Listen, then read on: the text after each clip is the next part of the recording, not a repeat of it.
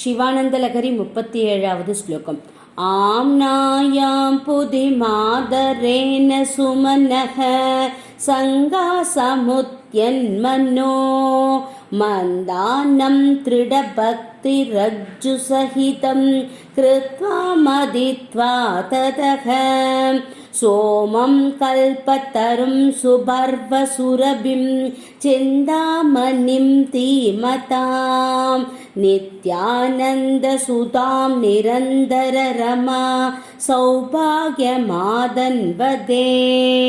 शिवानंदलहरी 38வது श्लोकम् प्राक्पुण्याचलमार्गदर्शितसुता मूर्तिप्रसन्नः शिवः सोमक्सत्कुणसेवितो